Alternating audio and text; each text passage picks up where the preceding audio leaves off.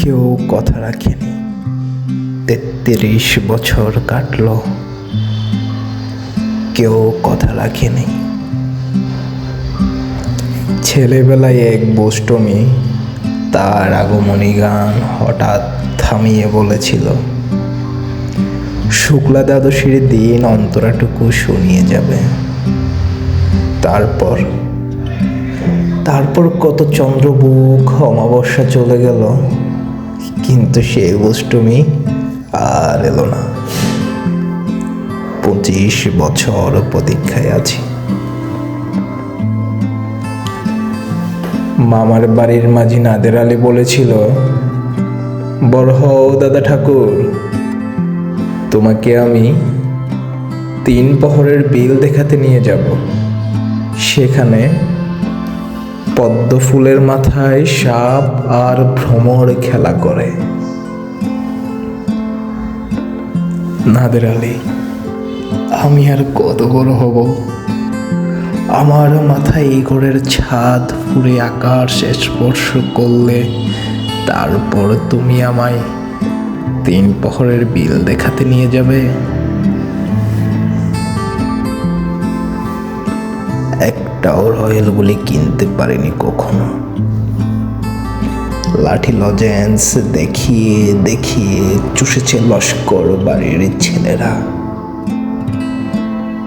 ভিখারির মতন চৌধুরীদের গেটে দাঁড়িয়ে দেখেছি পিতরের রাস উৎসব। অবিরল রঙের ধারার মধ্যে সুবর্ণ কঙ্কন পরা বর্ষার রমণীরা কত রকম আমোদে হেসেছে, আমার দিকে তারা ফিরেও চায়নি। বাবা আমার কাঁধ ছুঁয়ে বলেছিলেন, দেখিস একদিন আমরাও। বাবা এখন অন্ধ, আমাদের দেখা হয়নি কিছুই।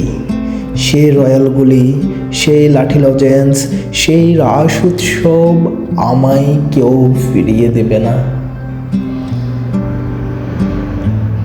বুকের মধ্যে সুগন্ধি রুমাল রেখে বরুণা বলেছিল, যেদিন আমি সত্যিকারের ভালোবাসবে সেদিন আমার বুকও এরকম আতরের গন্ধ হবে।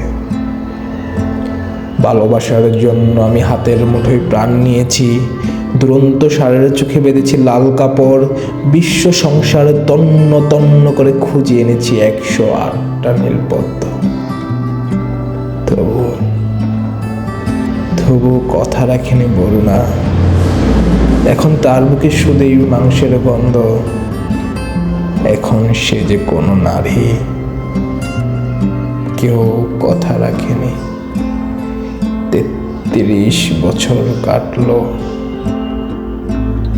কেউ কথা রাখে না।